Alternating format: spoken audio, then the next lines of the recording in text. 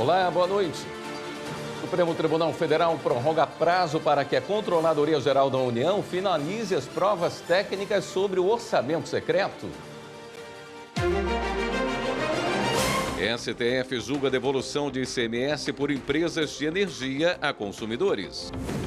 Juiz de Minas Gerais decide que, em caso de dúvida sobre identificação racial de candidato em concurso público, vale a autodeclaração. Influenciadora Deolane Bezerra é presa em Pernambuco numa operação contra a lavagem de dinheiro e jogos ilegais. E ainda, ministro Benedito Gonçalves, do STJ, toma posse como diretor-geral da Escola Nacional de Formação e Aperfeiçoamento de Magistrados. O Jornal da Justiça desta quarta-feira, 4 de setembro, começa agora.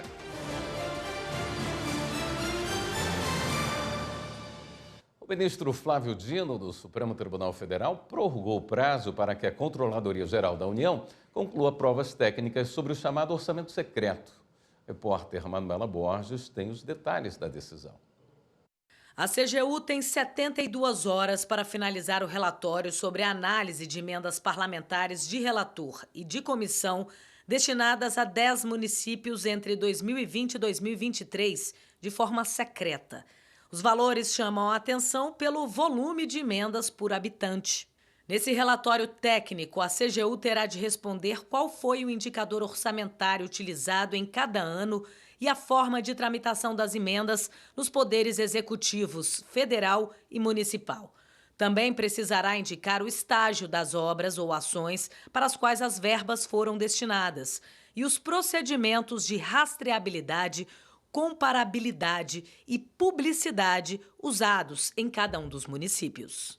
Na decisão, o ministro Flávio Dino também determina que, após a entrega do relatório pela CGU, a Câmara dos Deputados, o Senado Federal e o partido PSOL, autor da ação, se manifestem no prazo de 10 dias. No mês passado, após audiência de conciliação, o ministro Flávio Dino definiu regras de transparência para acabar com o chamado orçamento secreto e deu prazo de 30 dias, que encerra agora, para que Executivo e Legislativo apresentem informações sobre a destinação das emendas. Para o ministro, a prorrogação do prazo por mais 72 horas não traz prejuízos ao processo, uma vez que a CGU tem demonstrado compromisso no cumprimento das determinações da Corte. Em dezembro de 2022, o STF entendeu como inconstitucional o orçamento secreto, que é a destinação de emendas ou verbas sem a identificação de quem propõe e de quem recebe o dinheiro. Para a Corte, esse tipo de gasto público viola os princípios constitucionais da transparência, da impessoalidade e da moralidade. Em 2022, 16,5 bilhões de reais em emendas foram destinadas de forma anônima. No ano passado, esse tipo de emenda chegou ao montante de 19,4 bilhões de reais. A segunda turma do Supremo Tribunal Federal suspendeu a cobrança do pagamento da multa de R$1,5 milhão de reais prevista no acordo de colaboração premiada firmada entre o Ministério Público Federal e o ex-senador Delcídio do Amaral no âmbito da Operação Lava Jato. No acordo, Delcídio se comprometeu a pagar o valor a título de multa compensatória. Ele foi intimado a comprovar a quitação ou apresentar laudo de avaliação atualizado do imóvel dado em garantia ao pagamento. Mas a defesa sustentou que a multa ajustada não pode ser exigida porque Delcídio não foi condenado criminalmente, porque a única sentença contra ele o absolveu. A maioria do colegiado acompanhou o entendimento do ministro Gilmar Mendes de que o pagamento da multa só é elegível após a confirmação da condenação. Segundo o ministro, sua antecipação contraria o devido processo legal e a ordem lógica estabelecida pela legislação. A Justiça da Fazenda Pública de Belo Horizonte, Minas Gerais, entendeu que, em caso de dúvida sobre identificação racial, vale a autodeclaração. Entenda na reportagem de Carolina Chaves. A autodeclaração étnico-racial é um processo em que uma pessoa se identifica como pertencente a uma determinada raça ou etnia. Em Belo Horizonte, Minas Gerais, um juiz anulou o ato administrativo que eliminou um candidato aprovado na reserva de cotas para negros. O candidato levou o caso à justiça contra o Instituto Brasileiro de Formação e Capacitação, responsável pelo concurso, e o Estado de Minas Gerais. O motivo foi a autodeclaração recusada pela banca no procedimento presencial de heteroidentificação. O autor da ação alegou que a recusa não foi justificada. Ao anular a negativa, o juiz explicou que o reconhecimento de candidato negro ou pardo deve ser também pela verificação de características e a aparência de negro ou pardo. Na decisão, o juiz esclareceu que o judiciário não pode entrar no mérito administrativo, a não ser em casos de ilegalidade ou abuso de poder. E no caso específico, a relevância do fundamento consubstancia-se no fato de que o autor apresentou anexos fotográficos e que, a partir da documentação, não se pode concluir imediatamente pela condição de branco do candidato, pois ele apresenta traços inconfundíveis da cor parda, como a textura dos cabelos e o tom de pele. Nesse sentido, o juiz aplicou o entendimento do Supremo Tribunal Federal de que, havendo dúvida razoável sobre o fenótipo, deve prevalecer o critério de autodeclaração da identidade racial. Por isso, determinou que a banca organizadora viabilize a colocação alcançada pelo candidato por meio de cotas. O Tribunal de Justiça de Minas Gerais tem se destacado no cumprimento de metas do Conselho Nacional de Justiça. O trabalho dos CEJUSCs, os Centros Judiciários de Solução de Conflitos, foi fundamental para ultrapassar um índice determinado pelo CNJ. É o que você vê agora na reportagem de Kátia Matos. Estimular a conciliação para a resolução de conflitos. Este é o objetivo da meta número 3 do CNJ, o Conselho Nacional de Justiça. O TJMG ultrapassou o índice determinado pelo CNJ para o ano passado, com um alcance de 104%. Em 2023, foram realizadas quase 1.400.000 conciliações em Minas Gerais. O terceiro vice-presidente, desembargador Rogério Medeiros, atribui o resultado positivo ao trabalho minucioso de seleção de processos que já estão próximos a um acordo. Às vezes um valor de uma indenização, a parte que é X, o devedor oferece 90% de X, está quase perto, né? Então a gente manda também aquele caso específico para o CEJUSC. É um trabalho de formiguinha, né? Mas é mais um. O TJMG investe em formação e qualificação de magistrados e servidores em parceria com a EGEF, Escola Judicial Desembargador Edésio Fernandes. Os cursos de conciliação são oferecidos também para o público externo. Recentemente mesmo eu fiz a palestra de encerramento aqui na Escola Judicial para professores das escolas públicas da região metropolitana, Belo Horizonte e região metropolitana. Eles foram capacitados como facilitadores de acordos no ambiente escolar, envolvendo os conflitos, né, de crianças, adolescentes, no âmbito da escola, das famílias respectivas. E eu senti, assim, por parte das professoras e professores envolvidos, muito entusiasmo com que apreenderam, né? E muita vontade de começar a praticar. Matheus faz o curso de conciliação judicial oferecido pela EGEF. Ele é um dos conciliadores estagiários do CEJUSC, o Centro Judiciário de Soluções de Conflitos e Cidadania. Eu acho muito importante esse curso porque ele nos qualifica, né, a estar exercendo essa audiência de conciliação na figura de conciliador da melhor forma possível e resolver um processo que poderia durar anos e anos em somente alguns minutos, algumas horas, o tempo que julgar necessário. A maioria das conciliações ocorre no CEJUSC. Em Belo Horizonte, fica neste prédio no bairro Gutierrez. Aqui, em média, são realizadas 180 audiências por dia, incluindo aquelas referentes a casos que não foram judicializados. No setor pré-processual, as partes não precisam da presença de um advogado. Aqui é o conciliador que ajuda na intermediação do acordo. Já o setor processual recebe casos que estão na justiça, mas com possibilidades de conciliação. Este advogado disse que consegue finalizar a maioria dos processos no CEJUSC. Eu diria que de 80% a 90% das audiências que a gente faz no Sejusc, que a gente fecha acordo. Além de fazer o acordo no processo, a pessoa sai até com um sentimento assim, de leveza, né? Assim, de ter realmente resolvido a situação. Foi o que aconteceu com o William. Ele saiu aliviado da audiência. Foi rápido, todo mundo ficou satisfeito e vida que segue. Quem está em outra localidade ou tem dificuldade para sair de casa pode optar pela audiência virtual. É a mesma coisa do presencial, só que como as partes talvez estejam em outro estado e tudo, aí é na modalidade virtual. Aí normalmente é o advogado que faz esse requerimento pedindo, né, a audiência virtual. A juíza Dênia Taborda trabalha no Sejusc, em Belo Horizonte, há 8 anos. Tem acompanhado o trabalho de diversas direções da terceira vice-presidência, todas voltadas de forma efetiva para dar continuidade e melhora também dessa política autocompositiva de forma muito eficaz e com grande trabalho e capacitação de todos os setores, dos servidores, dos conciliadores de forma geral e também dos juízes coordenadores e adjuntos. Para este biênio, a meta do TJMG é intensificar as ações do Sejusc itinerante, como ocorreu nas regiões do estado, onde vivem os povos originários, e nos municípios, onde há conflitos por regularização fundiária. Identificar aí municípios ou comarcas onde as condições já estejam mais propícias para a gente fazer um mutirão itinerante por lá, né? Nós já estamos identificando localidades onde possamos avançar. E para fazer esses primeiros trabalhos, causando uma primeira boa impressão, né, para aumentar o efeito multiplicador.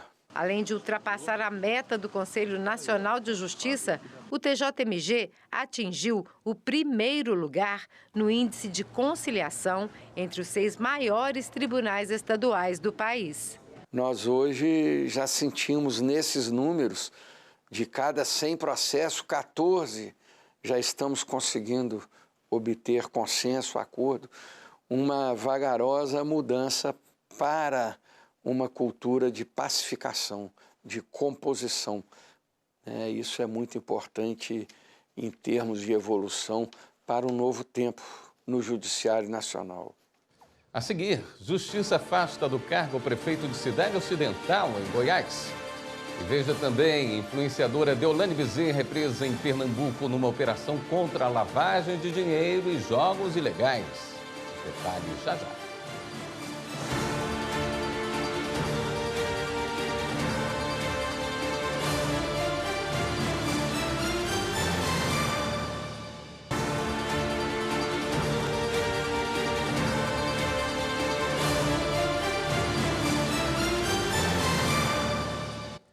A Polícia Federal e o Instituto Chico Mendes de Conservação da Biodiversidade fizeram uma operação para combater os incêndios em Rondônia.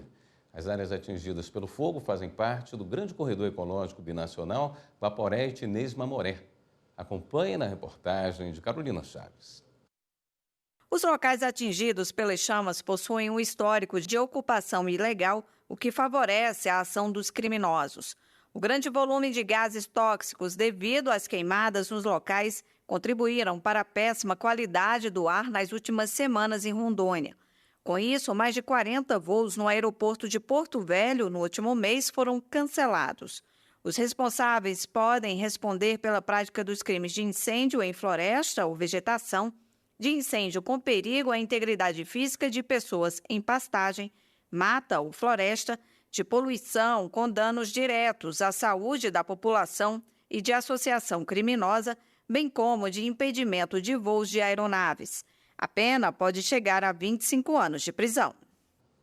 A Justiça Federal autorizou uma operação contra um grupo especializado em contrabando e descaminho de produtos eletrônicos. Anderson Arcoverde tem as informações.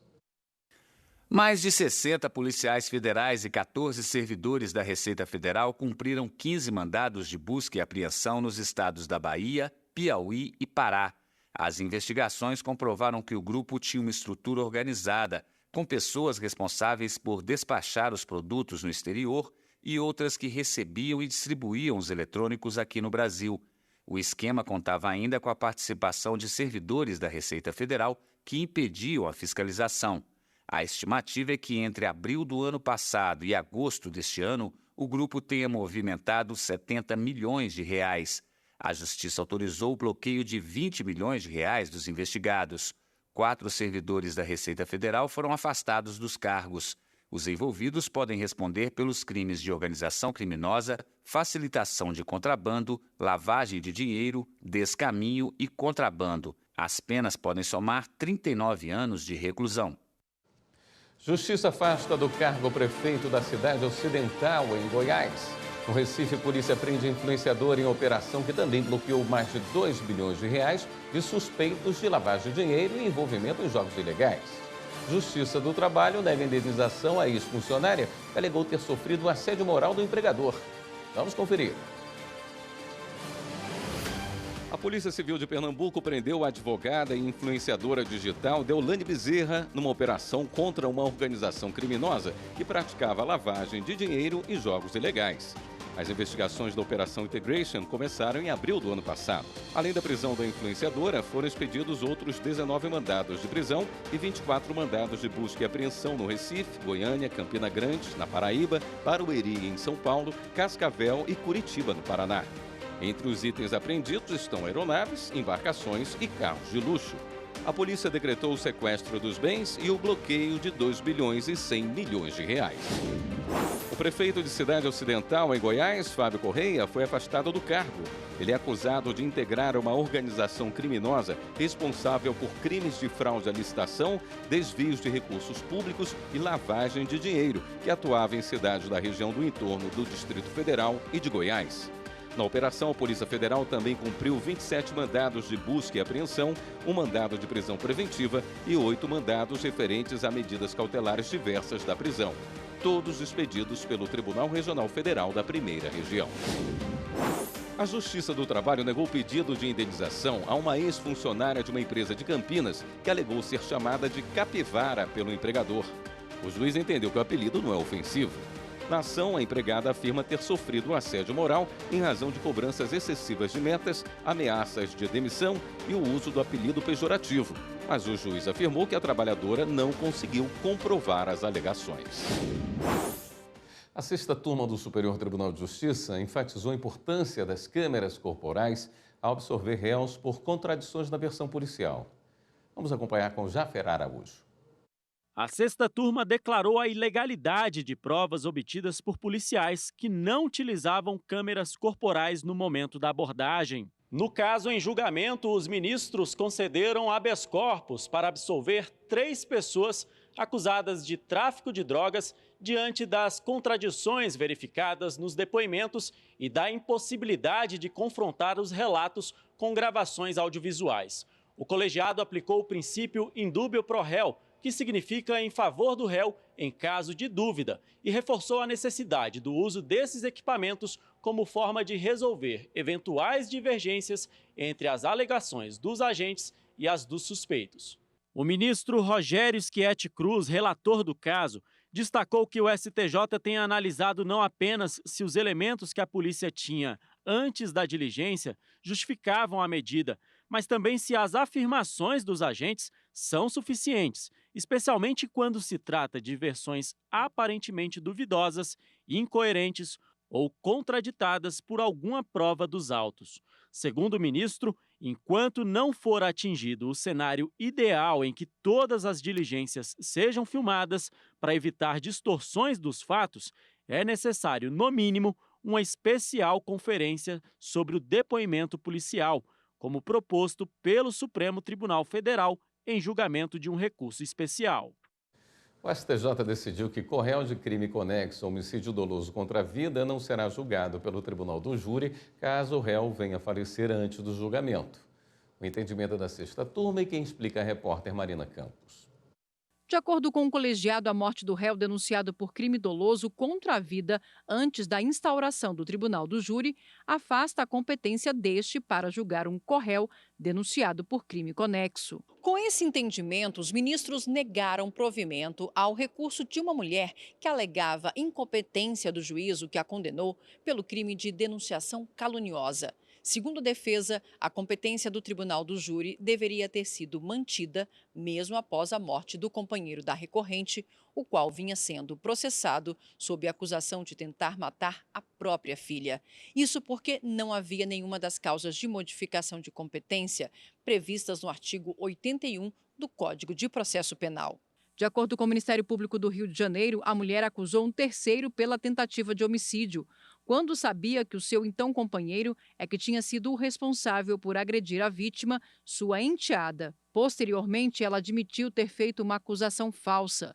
No STJ, o relator do recurso, o ministro Sebastião Reis Júnior, ressaltou que o rol do artigo 81 do Código de Processo Penal não pode ser tido como taxativo, ao contrário do que sustentou a defesa da recorrente. Na avaliação da sexta turma, essa é uma hipótese de exceção à regra da perpetuação da jurisdição.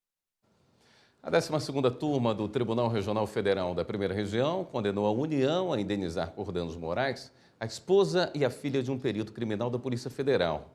Ele morreu em um acidente com explosivos durante uma perícia técnica na sede da Superintendência Regional da PF no Amazonas. Ao analisar o recurso da União, a relatora destacou que prevalece a responsabilidade do ente público pelo evento danoso, já que o local da perícia era inadequado e que a explosão pode ter sido potencializada pelas condições físicas do local. A jurisprudência do TRF1 aponta para o valor médio de cerca de R$100 mil para cada uma das autoras da ação. E a seguir a gente fala do julgamento do STF sobre a devolução de ICMS por empresas de energia a consumidores. Voltamos já.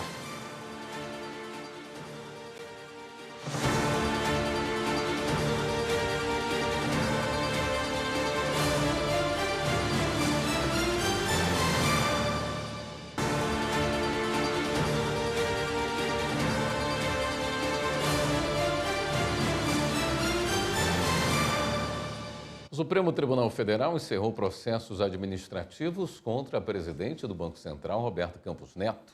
Mais informações com o repórter Pablo Lemos. A determinação é do ministro Dias Toffoli, relator do caso aqui no STF. Foram cancelados 3 processos administrativos abertos pela Comissão de Ética Pública, órgão vinculado à presidência da República, contra o presidente do Banco Central, Roberto Campos Neto. A decisão de Toffoli atendeu a um pedido do próprio Campos Neto, em que ele alegou que a comissão instaurou os procedimentos apesar da Procuradoria-Geral da República já ter analisado os mesmos fatos e considerado que não houve prática de crimes. Nessa hipótese, segundo o relator, é necessário arquivar os procedimentos em questão, que analisam um suposto conflito de interesses do presidente do Banco Central em manter uma conta no exterior. Ao avaliar o caso no âmbito criminal, a PGR informou ao Supremo que Campos Neto demonstrou junto às autoridades competentes o cumprimento dos requisitos previstos na legislação. Por essa razão, as apurações da Procuradoria foram arquivadas.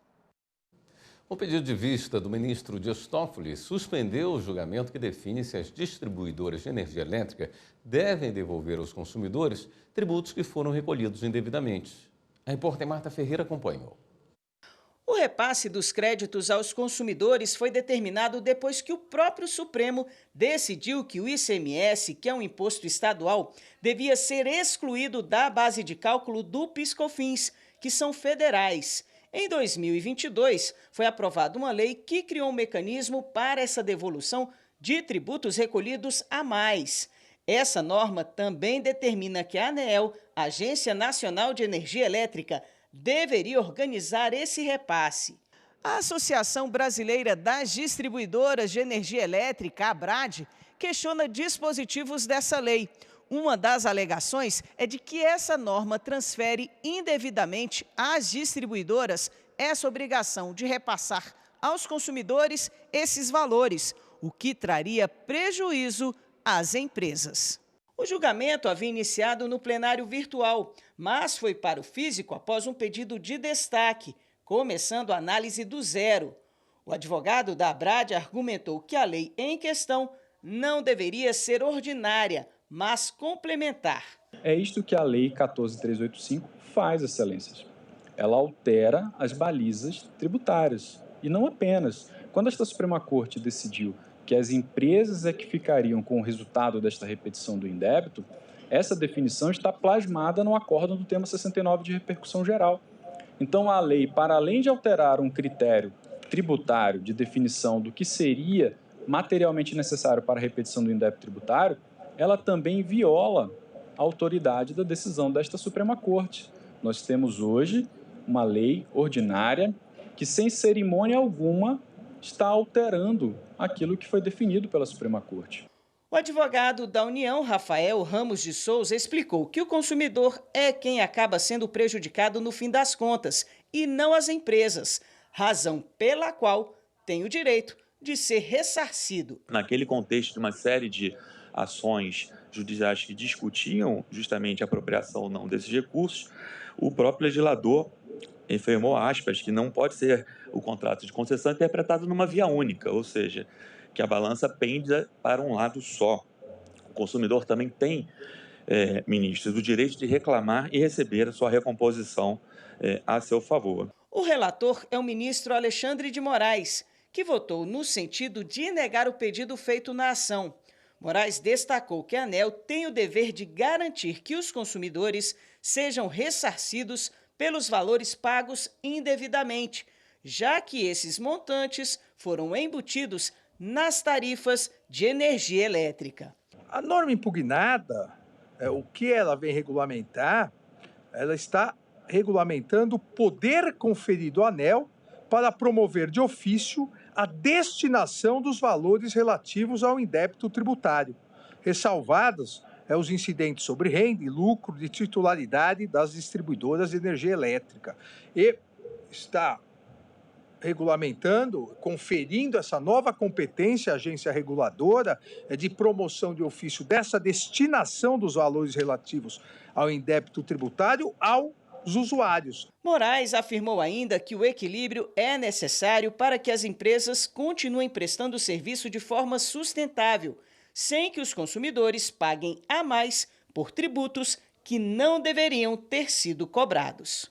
E esses valores correspondentes ao indébito tributário são aqueles que, na origem, foram pagos pelas empresas concessionárias de energia elétrica em razão desse ônus, acabaram compondo a tarifa de energia elétrica. Uma vez que venham a ser considerados como tributos indevidos e ocorrida a restituição às empresas concessionárias, o respectivo valor deve ser considerado em sede de política tarifária também aos usuários. Acompanhe agora os destaques dos julgamentos desta terça-feira do Tribunal Superior Eleitoral. O plenário da Corte manteve multa a partido político por descumprimento à legislação eleitoral. Rocine Gomes. Na sessão, os ministros mantiveram condenação imposta ao MDB, Movimento Democrático Brasileiro do Espírito Santo, por não cumprir o tempo mínimo legal destinado à participação feminina na política. De acordo com a legislação, do tempo total de propaganda partidária disponível para cada legenda, pelo menos 30% devem ser destinados à promoção das candidatas, o que não ocorreu. Agora, o MDB deverá garantir 18 minutos em sessões exclusivas. Em outro julgamento, o TSE reexaminou a prestação de contas do PSOL de 2015. O plenário reafirmou a desaprovação das contas e a sigla terá de devolver mais de 5 milhões de reais aos cofres públicos. No próximo bloco, o TRT da Bahia e Ministério Público do Trabalho fazem audiência pública sobre o caso da explosão da fábrica de fogos no município de Santo Antônio de Jesus. E ainda, ministro Benedito Gonçalves, do STJ, toma posse como diretor-geral da Escola Nacional de Formação e Aperfeiçoamento de Magistrados. Voltamos em instantes.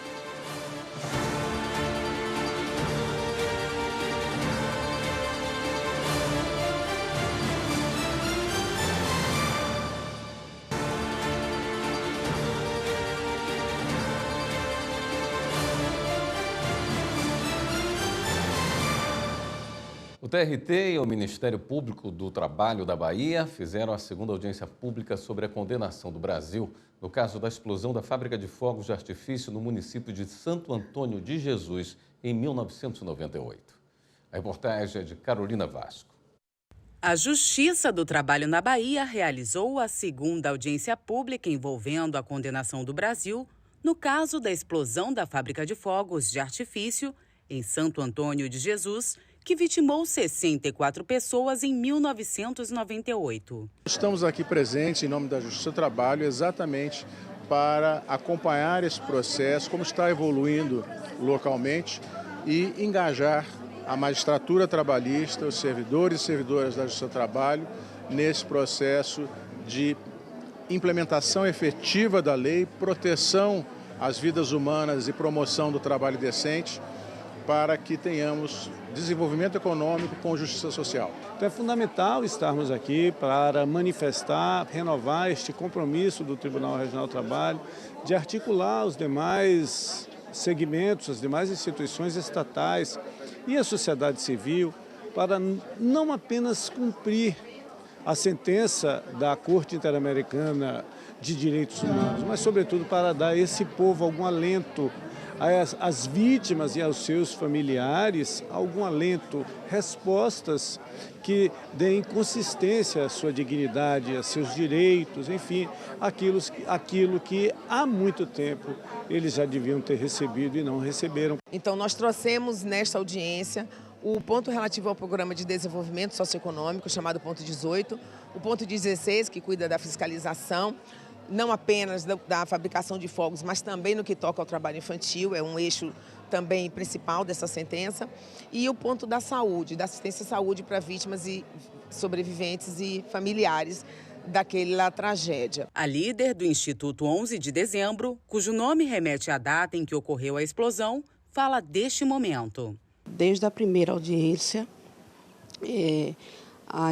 as questões das implementações têm tomado outros rumos.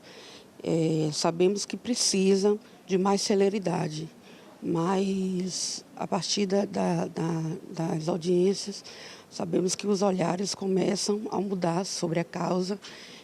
Tem muitas implementações ainda para ser cumprida e acreditamos que nessa segunda, né, com a vinda do ministro e toda a sua comitiva, vai dar também uma visibilidade maior. Além do momento de escuta dos integrantes do Movimento 11 de Dezembro, uma das ações que antecederam a audiência foi a visita ao Espaço 4.0 no Instituto Federal da Bahia. O objetivo do projeto é promover capacitação para o mercado de trabalho voltada para a indústria 4.0. Ícaro, que perdeu 3 familiares na explosão, fez 3 cursos na instituição. Informática básica, depois eu fiz de marketing digital e robótica. O de robótica, aqui tem um dos projetos que eu fiz, que é o carrinho, e também tem um braço, que está ali. E o de marketing digital eu aprendi a como fazer o marketing da minha empresa, que eu tenho uma empresa de doces. O ministro do Superior Tribunal de Justiça, Benedito Gonçalves, tomou posse como diretor-geral da Escola Nacional de Formação e Aperfeiçoamento de Magistrados, a Infam. A vice-diretora será a ministra Isabel Galotti. Os dois vão atuar no biênio 2024-2026. Os detalhes com Jéssica Castro. A cerimônia foi acompanhada por ministros de tribunais superiores e de Estado, além de diversas autoridades dos poderes judiciário, legislativo e executivo. A Infam é o órgão oficial de treinamento de juízes de direito e juízes federais brasileiros. E ao tomar posse como diretor-geral da instituição, o ministro Benedito Gonçalves falou sobre a importância do trabalho da instituição para garantir uma justiça célere e adequada à população brasileira. Ocupar a função de diretor-geral é assumir o compromisso diário de prestar um serviço público de qualidade, ao garantir magistradas e magistrados que estejam em permanente formação acadêmica e humanística. Somente por meio de uma boa formação e do aperfeiçoamento do conhecimento adquirido, a magistratura é capaz de proporcionar à população um serviço mais célere, eficiente e humano. O presidente do STJ, ministro Herman Benjamin, que também é coordenador-geral do programa de mestrado da Infam, destacou durante a posse que a experiência do novo diretor-geral da Infam irá engrandecer os trabalhos da escola e de toda a magistratura brasileira. O aspecto que, para mim, seja o preponderante é que o ministro Benedito chega à Infam recheado de boas ideias.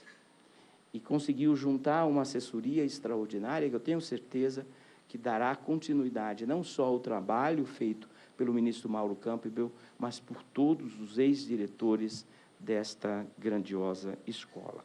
Se ele for e será um bom diretor da Infam, lucramos todos nós, juízas e juízes brasileiros, mas em especial a res pública, o povo brasileiro. Benedito Gonçalves sucederá o ministro Mauro Campbell Marques, que assumiu o cargo de Corregedor Nacional de Justiça no Conselho Nacional de Justiça. O novo diretor-geral da Infam é formado em Direito pela Universidade Federal do Rio de Janeiro, especialista em Direito Processual Civil pela Universidade de Brasília e mestre em Direito pela Universidade Estácio de Sá. Primeiro-ministro negro do Tribunal da Cidadania, Benedito Gonçalves integra a Corte Especial, a primeira sessão e a primeira turma, as duas últimas especializadas em Direito Público. É membro da Comissão de Jurisprudência e do Conselho de Administração. No biênio 2015-2017, atuou no Conselho da Justiça Federal e foi membro do Tribunal Superior Eleitoral entre 2019 e 2023, onde também exerceu a função de Corregedor-Geral da Justiça Eleitoral. E para a terceira turma do Superior Tribunal de Justiça, é possível o controle judicial do pagamento de obrigação contratual de verba alimentar a pastor jubilado. Quem explica a decisão é a repórter Marina Campos. Para o colegiado, o reconhecimento judicial de obrigação ao pagamento de verba de natureza alimentar a um pastor aposentado não é interferência indevida na igreja. A ação foi movida pelo filho do pastor para receber valores devidos ao pai já falecido e supostamente não pagos. O juízo de primeiro grau julgou o pedido improcedente. A igreja contestou, mas o Tribunal de Justiça do Rio de Janeiro entendeu que, se houver previsão no regulamento interno e for registrado em ato formal, o pagamento é devido e deu provimento à apelação para julgar parcialmente procedente o pedido formulado na inicial. Em recurso ao STJ, a igreja alegou, entre outras coisas, que o poder público estaria interferindo em seu funcionamento ao obrigá-la a reconhecer uma obrigação de pagamento de caráter moral. Segundo a relatora do caso, ministra Nancy Andrighi, pode-se dizer que o caráter contratual do pagamento passa a existir quando a entidade prevê de forma obrigatória, fundamentado em regulamento interno e registrado em ato formal. E no caso dos autos, a igreja reconheceu a obrigatoriedade do pagamento vitalício em decorrência da entrada em inatividade de seu pastor, conforme previsto em seu estatuto e registrado formalmente em deliberação interna. Ao negar provimento ao recurso, o colegiado entendeu que a autonomia das entidades religiosas não é absoluta, estando sua liberdade de funcionamento sujeita a reexame pelo judiciário, e o Estado pode intervir em casos de descumprimento de regramentos internos da entidade e de leis. No Rio Grande do Sul, o judiciário está mobilizado na prevenção da violência contra a mulher. Uma palestra reuniu alunos do EJA, Educação de Jovens e Adultos, de 3 escolas municipais de Gravataí. O repórter Mauro Vercoiser mostra como foi.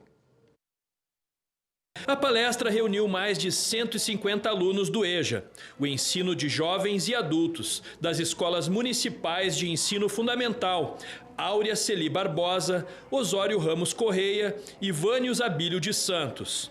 A juíza Samira Renzetti Bernardi começou destacando a importância da comunidade conhecer sobre o tema e alertou para a prevenção e conscientização para evitar o aumento de feminicídios. O combate à violência doméstica ele não pode ficar focado apenas na parte criminal, no combate ao crime, mas principalmente na conscientização da sociedade. A mobilização focada para os alunos reuniu também representantes da Casa Lilás, da Prefeitura Municipal de Gravataí, do Ministério Público, da Defensoria Pública, da Polícia Civil, que destacaram a importância do trabalho integrado entre as instituições para o cumprimento da Lei Maria da Penha e para uma maior proteção contra a violência doméstica. Nós entendemos que, por conta da importância do tema e do quanto que a gente precisa debater, discutir e trazer à tona essa reflexão, nós propusemos que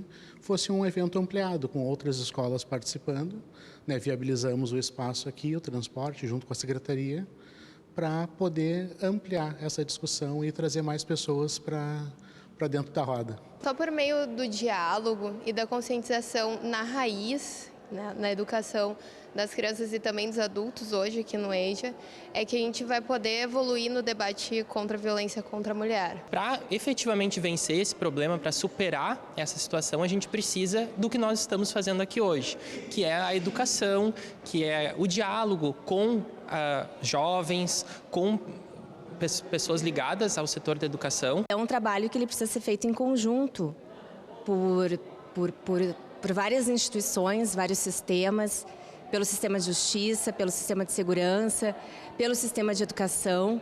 E aqui hoje a gente vê essa integração do sistema de justiça com a educação, visando justamente a mudar, a tentar mudar, a buscar mudar essa cultura de violência de gênero, né, que ela é tão enraizada, infelizmente, no nosso país. A seguir, a gente fala sobre os debates de hoje no Congresso Brasileiro Médico Jurídico da Saúde, em Brasília. E ainda, Judiciário de Mato Grosso promove qualificação para jovens que cumprem medidas socioeducativas. Voltamos já.